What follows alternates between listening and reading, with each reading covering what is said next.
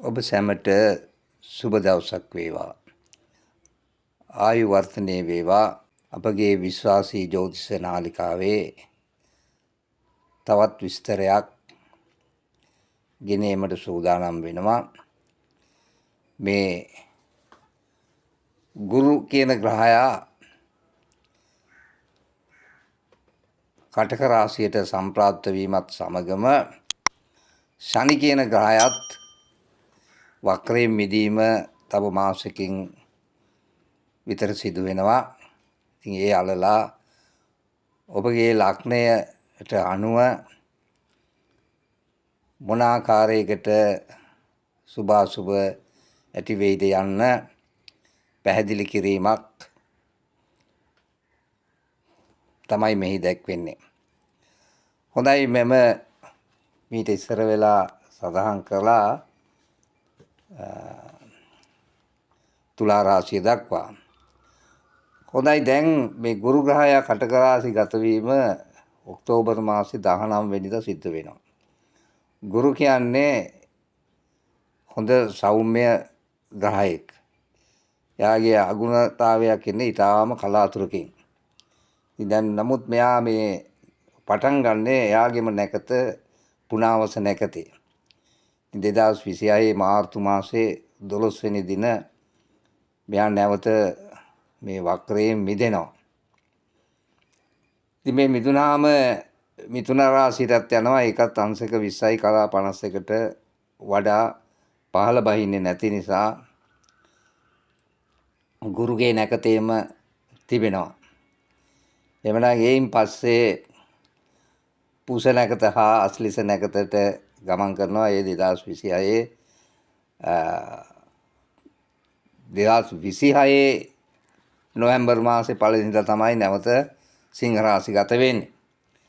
හොඳයි, එතෙක් ඔබට බලපාන කරුණු පිළිබඳව අපි ටිකක් විමසිලිමත් වෙමු ලග්නයෙන් ලග්නයට. දැන් අපි අද කතා කරමු මෙන්න මේ සිංහ ලග්නයෙන් ඉපදිච්ච අයට කොහොමද මේ දවස් ටිකේ කියලා. සිංහ ලග්නයෙන් උපතලත් අයගේ ගුරු 12 වෙනි භාවයේ සිටින්නේ. ඉතින් ඊතා ගුණගරුක යහපත් පරාර්ථකාමීව තමන්ගේ ජීවිතය ගත කරන්න යොමු වෙනවා. ගිනුනුන්ට උපස්ථාන කරනවා.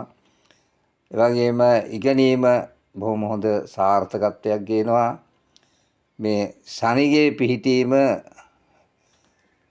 නිසා ඒ කේතුගේ තත්ත්වයක් සලකලා බැලීමේදී ගෝචරයෙන් පොඩි අසුබතා ඇති වෙන්න පුළුවන්කමක් වෙනලා දීලා තියෙනවා. ඔය නඩු හබ දේවල්, එතකොට රෝග පීඩා, විවාහ සම්බන්ධ ප්‍රශ්න, ඒ වගේ දේවල් වලින් හිතට අසහනයක් ගෙනත් දෙන්න පුළුවන්.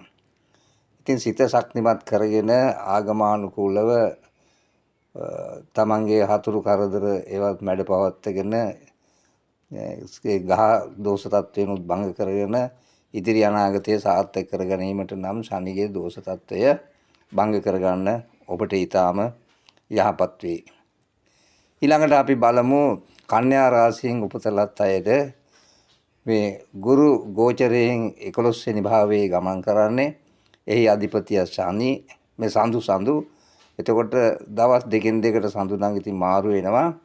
නමුත් ඒ රාශියේ අධිපති වශයෙන් ඔබගේ කේන්ද්‍රයේ කුමන තත්ත්වයක් ඇති කරයිද කියන එක අපි විමසලා බලමු. ඉතින් මෙහිදී මේ කන්‍යා රාශියෙන් උපතලත් අයගේ බොහෝ දියුණුවක් මේ ඇති කරගන්න පුළුවන්කමක් තියෙනවා. ඒකට බාධකයක් වශයෙන් ශනි ක්‍රියාත්මක වෙනවද කියන එක තමයි ටිකක් සැකසහිත. ඒක භංග කරගන්න. ඉගෙනීමෙන් බතක ශක්තිය දියුණු කරගන්න පුළුවන්කම තියෙනවා. ඒ අනුව විවිධ ආකාරයේ දේශනා පවත්වන්න පුළුවන්කම, එයින් කීර්ති ප්‍රශංසා වගේ දේවල් තමන්ගේ ජීවිතයට ලැබෙනවා. ඉතින් වටිනා ධන සම්පත් ළඟා වෙන අතරම ඔය උත්තම මනුෂ්‍යයෝගේ කියන්නේ ඔය ටිකක් ඥාන ශක්තියෙන් ඉහළ මට්ටමක ඉන්න අයව තමන්ට මිත්‍රශීලී බවක් ඇති කරගෙන ආශ්‍රය කරන්නට ලැබෙනවා. විවාහ ව්‍යාපාර කටයුතු කෙරෙහි බාධක ටිකක් තියෙන්න පුළුවන්. ඒ රාජකාරී සමාල්ලාවට තමන්ගේ පසු බැසීමක් සිද්ධ වෙයි. ඒවා ගැන ටිකක් සැලකිලිමත් වෙන්න. දරු සම්පත් නම් ලැබීමට හේතු වාසනා තියෙනවා. ඉතින් ওই වෙනත් ග්‍රහ දෝෂ එහෙම ඔයාලගේ කේන්දරවල තියෙනවා නම් ඒවා ධාර්මිකව විසඳගෙන දාන සීල භාවනා කටයුතු වලින් ස්වභාව ධර්මයේ තේරුම් අරගෙන ඒවා භංග කරගෙන තමන්ගේ ජීවිතයට ආලෝකයක් ඇති කරගන්න පුළුවන්. ඉතින් මේ වෙලාවේ තියෙන දෝෂ තත්ත්ව තියෙනවා නම් ඒවා භංග කරගන්න ඉදිරි දවස අද දෝෂ කරගත්තා නම් හෙට සුබයි. ඉතින් මේ නිසා ඒව ගැන සැලකිලිමත් වෙන්න. හොඳයි, අපි ඊළඟට බලමු මේ වෘශ්චික ලග්නයෙන් ඉපදුණු අයගේ ගුරු ගෝචරයෙන් ධර්මස්ථාන ගත වෙනවා. එතකොට මේක දෙවන හා පස්වෙනි භාව ඵල සුභවාදී කිරීමට හේතු වෙනවා. ඒ අනුව ධාර්මික කටයුතු වලට බාධා තිබුණත් ශනි ගති පැවතුම් හා ක්‍රියාකාරකම් ඊට ආවේනික වෙනවා. ඒ කියන්නේ සුභවාදී වෙයි. එතකොට සියල්ල සාධාරණව යුක්ති සහගතව ඉටු කරන්න පෙළඹෙනවා. ඉතින් ඒ සියල්ල ඒ ආකාරයෙන් සිද්ධ වෙන අතරම මේ ශනිගේ දෝෂ තත්ත්වයක් තිබුණොත් තරමයි Tamanට බාධක ටිකක් ගුණ දියුණුවට අඩු වෙන්නේ. ඉතින් නමුත් Tamanට පිරිස් බලය හා ධනය මෙන්ම ආත්ම ශක්තිය දියුණු කර ගැනීමට පුළුවන් සම්පත් ලැබෙනවා. විවාහ ප්‍රශ්න හා දරු සම්පත් ගැන මම ඉහත කතා කරා. ඉතින් ඒ අනුව ඔයාලට සුභවාදී වෙයි. මේක 2028 දෙවෙනි මාසේ 27 වෙනිදා දක්වා පවතිනවා. හොඳයි, ඊළඟට අපි බලමු මේ ධනු ලග්නයෙන් ඉපදිච්ච අයට කොහොමද කියලා. ලග්නාධිපති කියන්නේ ගුරුටමයි.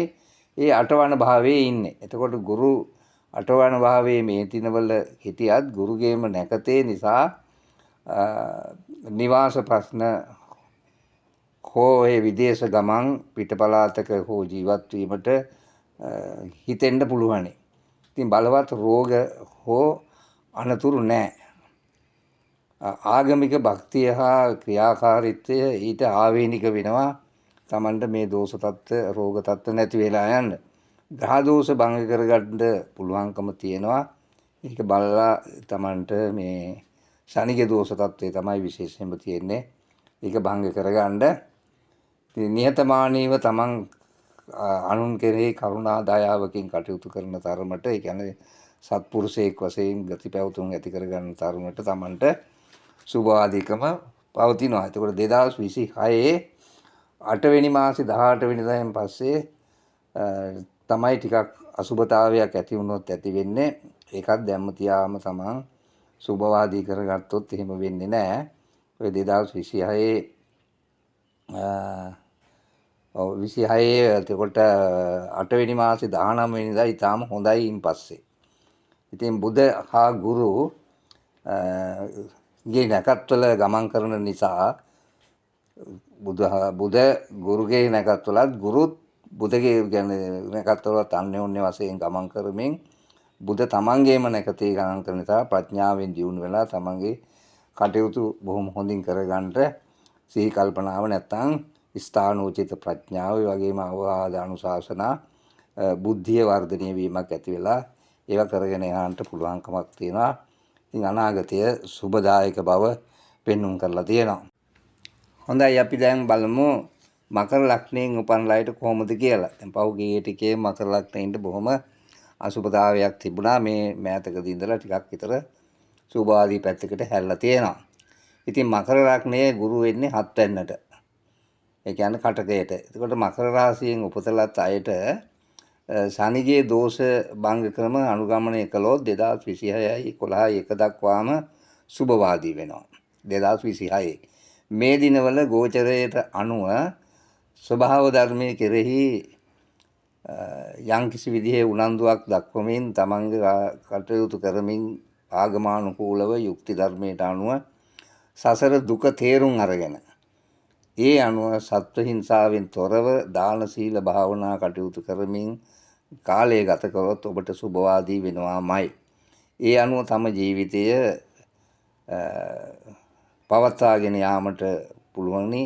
ඔය රැකියාව, බුද්ධිය, එතකොට ධනය හා දරු සම්පත් මෙන්ම නිවාස වාහන යනාදිය තමන්ට සාධාරණව ලබා ගැනීමේ හැකියාවක් පෙන්නුම් කරනවා. විවාහය සඳහා ගුණ යහපත් කෙනෙක් ලැබෙනවා. බලවත් රෝග තත්ත්වයන් නැහැ. අනතුරුත් පවතින්නේ නැහැ. ඉතින් ඉහතකී සුබ සුදන සිරිත් වලින් ඔබ තොරව වුණොත් ඔබට මහත් විපත් කරදර ඇති වෙන බව තරයේ සිතට අරගෙන ධර්මානුකූලව කටයුතු කරන්න. වෙනත් දෝෂ තත්ත්වයක් නැහැ. ශනි දෝෂය භංග කරගන්න ලග්නාධිපති වුණත් දෝෂ තත්ත්වයක් ඇති කරන බව පෙන්눔 කරයි. කුම්භ රාශියෙන් උපත ලත් අයගේ 6 වෙනි භාවයේ තමයි ගුරු ඉන්නේ. එතකොට මේ ගෝචරයෙන්. එතකොට විපරිත රාජයෝගයක් බවට මේක පත් වෙනවා. එතකොට එහෙම නිසා ওই හදිසි අනුතුරු බලවත් රෝග තත්ත්වයන් ඇති කරන්නේ නැහැ. මේ ගෝචර කේන්ද්‍රයේ තමන්ගේ පැවතුම් අනුව එක විශේෂයෙන්ම පෙන්වුම් කරනවා මේ තත්ත්වයේ සුභවාදී බව. මේ 2025 11 වෙනි මාසේ 28 වෙනිදා වෙනකම්ම ශනිගේ දෝෂය භංග කර ගැනීමට කාලය තාම තියෙනවා. ඉක්මනින් කරගන්න ඕනේ. ඊටාම හොඳයි එහෙම කරගත්තොත්. මේ සම සේවාදායකත්වය හා ව්‍යාපාරික දියුණුව පියාගේ ආభాෂයෙන් ඇතිවෙන ධන ලැබීම් යනාදිය තමන්ට හිමිකම් තියෙනවා. විවාහය පිළිබඳව සමහර විට බාධක පෙන්වලා තියෙනවා. ඔබගේ උපන් කේන්ද්‍රයට අනුව ඒක ගෝචර කේන්ද්‍රය ගැන සලකලා බලන්න ඕනේ කොපමණ දුරටද කියන එක. ඉතින් සතුරු ජයගෙන රජයෙන් ගෞරව සම්මාන ලබාගෙන තමන්ට තමන්ගේ ගුණධර්මද ඉටු කරගනින් අනාගතයේ සාර්ථක කර ගැනීමට පුළුවන්කම තියෙනවා. ධනය ලැබීමට බාධක නැහැ. ඔබට පුළුවන් තරම් උත්සාහවන්ත වෙන තරමට ලැබීම් පෙන්වුම් කරලා දීලා තියෙනවා. ඉතින් යහපත ඉටු වෙන බව අපිට විශ්වාසයි. හොඳයි එහෙමනම් අපි ඊළඟට බලමු මීන රාශියෙන් ඉපදුණු අයට කොහොමද කියලා. එතකොට මේ මීන රාශියෙන් ඉපදුණු අයගේ විශේෂයෙන්ම ශනි කියන ග්‍රහයා ලග්නගත වෙලා තමයි තියෙන්නේ මේ ටිකේ. ඉතින් ඒක යම්කිසි දෝෂ තත්වයක් ශනියේ ඇති කරනවා. මොකද ලග්නේම ශනිගේ වක්‍ර වීම නිසා. ඉතින් ඒක නිසා ඒවා බාධක ඉවත් කරගන්න මේ දිනවල ගුරු 5 වෙනි භාවයේ ගමන් කරන එක නම් ඊටාම හොඳයි. අධ්‍යාපනය දියුණු කරගන්න හැකියාව පෙන්වුම් කරලා තියෙනවා. ඉතින් රැකියාව එතකොට ආගමික කටයුතු දියුණු කරගත හැකි බවත් පෙන්වුම් කරලා දීලා තියෙනවා. රැකියාවේ නොයෙක් ආකාරයේ සුභවාදී පැතිකඩවල වලට ගමන් කර හැකි බව. නමුත් ඔය ධන සම්පත් ලැබීම, විවාහය, අවුල් සහගත වීම වගේ දේවල් ඇති කරන්න පුළුවන්කම තියෙනවා. ඒ නිසා කල්පනාකාරී වෙන්න. ඔය රෝග වශයෙන් උත් මූල රෝග හැදෙන්න පුළුවන්කම තියෙනවා. ඒවට වේලාසට ප්‍රතිකාර ගන්න මුත්‍රා රෝග වගේ දේවල්. මේ නිසා දාන සීල භාවනා ක්‍රම අනුගමනය කරන්න. එවිට 2028 දෙවෙනි මාසේ 28 දක්වාම සුබයි. එසේම අර දෝෂ භංග ක්‍රම අනුගමනය නොකළොත් 2036 4 වෙනි මාසේ 17 වෙනිදා දක්වා ඒ රාශියක පවතිනවා. ඒ නිසා Tamanට කරදර හිරිහැර ඇති වෙන්න පුළුවන්කම තියෙනවා. සමාගයේ බොහෝ බලාපොරොත්තු නැතුව දුක්ඛිත තත්ත්වයක්පත් වෙන්න පුළුවන්. ඒවා නිසා හොඳින් හිතලා බලලා ආගමානුකූලව Tamanගේ ජීවිතය ගත කරන්න. හොඳයි. මම මෙතෙක් පැවසූ කරුණු පිළිබඳව හොඳ අවධානයෙන් Tamanගේ ගෝචර කේන්දරෙත් එක්ක සසඳලා බලන්න. ඒ බලලා තීරණය කරගන්න ඊටාම සුභවාදීව ඔබට ගැළපෙන ආකාරයට මධ්‍යස්තව තමයි මේ ප්‍රතිඵල ප්‍රකාශ කරලා තියෙන්නේ. ඔබගේ කේන්ද්‍රය භාවානුරූපව ග්‍රහ ස්ෆූට සහ භාව ස්ෆූට සහිතව හදලා නැත්තම් මෙහි ප්‍රතිඵල සමහරවිට වෙනස් වෙනවා. ඉතින් ඒ නිසා එහෙම හදාගන්න එහෙම හදමු නැති කේන්දර ඔබ ගාව තියා ගැනීමෙනුත් ඔබට මේක ටිකක් අසතුටටපත් වෙන්නත් හේතුවක් වෙනවා. මොකද ඔබව යම්කිසි මුලාවකටපත් වුණා කියන එක තේරෙනවා. කේන්දරයක් හදනකොට හරියටම උපන් වේලාව හොයාගෙන නිසි ගැළපීම් කියන්නේ ශ්‍රාසී භාව ස්ಫುಟ ඇතුව ඒ කේන්දරයේ ග්‍රහ නිර්මාණය සිද්ධ වෙන්න ඕන. ග්‍රහයෙක් යම්කිසි විදිහකට ක්‍රියාකාරීත්වයක් ඇති කරන්නේ ඒ ග්‍රහයා මෙහෙවන නැකතේ අධිපතියා හා උපාධිපතියා. මේක හොඳට තේරුම් අරගන්න. දැන් ඕනෑම තැනක පාලනය කියලා එකක් තියෙනවානේ. අන්න ඒ වගේ මේකත් ඒ ග්‍රහයා එම රාශියට ආපුවම පාලනය කරන පාලක ග්‍රහයා තමයි මේක විස්තර කරන්නේ. දැන් විවාහ කටයුතු වලදී මංගාවට එන දේවල් බලපුවාම දැන් ඔන්න අදටත් කෝල් කරා මෙනුත් ඊට දැන් ඈත ඉඳලා එනවා කියලා ජෝඩුවක් විවාහ ප්‍රශ්න පිළිබඳව සාකච්ඡා කරන්න. ඉතින් දැන් මේ මොකද ඇති වෙන්නේ? අර දල කේන්දර සටහනේ පැය දෙකක් තුලම හම්බෙන කේන්දරයට තවත් එවැනිම කේන්දරයක් අරගෙන සසඳලා බලලා කියනවා ඕ මේකේ දෝෂ නැහැ බොහොම හොඳයි කියලා අර ලකුණු ටිකක් 65ක් 70ක් ආපු ගමන් එහෙම කියනවා. නමුත් අපි බලන්න ඕනේ කුජේ ඉන්න තැන, සිකුරු ඉන්න තැන, රවි ඉන්න තැන, චන්ද්‍රය ඉන්න තැන විශේෂයෙන්ම බලන්න ඕනේ ශනි කුජ සම්බන්ධතා, චන්ද්‍ර සිකුරු සම්බන්ධතා පිළිබඳව හොයලා බලන්න ඕනේ. ඉතින් කුජ ගහයා බලවත් නැති අයව විවාහයට සම්බන්ධ කරපුවාම ඒගොල්ලෝ අතරේ දරු සම්පත්තිය, කායික ශක්තියක්වත් එහෙම නැත්නම් මානසික ශක්තියක්වත් නැහැ. ඉතින් කම්මැලි යෝගේ ඉන්නවා. ඉතින් එතකොට පවුල් අවුල් වෙනවා. හොඳට දැනගන්න. ඉතින් මේ නිසා මේ නිකම්ම තිබුණාට බෑ. සමහර අයගේ ප්‍රාණසු දේහ ලක්ෂණ තිබුණයි කියලා ඔය කියන්නේ එහෙම නිකන් පේනවානේ තමයි නිකන් ඒක ලොකුවට මහතර තියනවා කියලා. ඒ වුණාට ඊට වඩා බලන්න දේවල් තියෙනවා. ඉතින් ඒ නිසා හොඳට කල්පනාකාරී වෙන්න, කේන්දර පරීක්ෂා කරන්න, ඔබම කේන්දරය හදාගෙන. දැන් මම කියනවා මේ මොනවාද තමන් ගාවට එනවනම් පොරොන්දම් බලන්න ඔබම කේන්දරය හදන්න ඕන. ඔබම කේන්දරය හදාගෙන ඒක හරියට නිවැරදිතාවයට ගන්න ඕනේ. ඉතින් අර කේන්දරයේ උපන් වෙලාව සංශෝධනය කරන ක්‍රමවේදයක් තියෙනවා. ඉතින් ඒවා මේ අපේ නාලිකාවේ පුළුවන් තරම් උගන්වනවා. දැන් අපි හෙට අනිද්දා අපි සදිසි නාලිකාවේ සන්රි ඇකඩමි එකේ ඔයක විශාල වශයෙන්ම උගන්වන්න ලැහැත්ති කරගෙන යනවා. සූම් ක්‍රමයට. ඉතින් ඒවා උගන්වන්නේ මොකොත් මේ අපිට මේව තියාගෙන ඉන්න ඉඳලා බැරි නිසායි මේ ප්‍රචාරය කරන්නේ. බොහෝ දෙනෙක් අතරින් මේක දැන් නැහැ. නමුත් හුඟ දෙනෙක් දැන් අවබෝධ කරගෙන තියෙනවා මේ භාව කේන්ද්‍ර ක්‍රමය තමයි හුඟක්ම අපිට හරියන්නේ කියන එක පිළිබඳව. මොකද මගේ ගාවට එන හැම කෙනෙකුට මං හරි ප්‍රතිඵලයක් කිව්වම ඒගොල්ලන්ට මං කියන්නේ භාව ගන්න රූපවනේ. ඉතින් ඒ නිසා දැන් ඒව හුඟක් අගය කරනවා. ඉතින් මගෙන් දැන් බොහෝ දෙනෙක් ඉගෙන ගන්නවා, ඉගෙන ගන්නත් තියෙනවා, තව ඉදිරියටත් ඉගෙන ගන්නවා. ඉතින් ඒ වගේ තියෙනවා. ඉතින් ඔය දැන් ඔයාලගේ ගායක කේන්දරවල තියෙන දෝෂ භංග කරන බොහෝ විට විසඳ ගන්න ලේසි ක්‍රම තියෙනවා. ඉතින් ඔය බුදුගුණ සාන්ති ක්‍රම කියලා තවම එකක් තියෙනවා. ඒකත් අපි උගන්වනවා.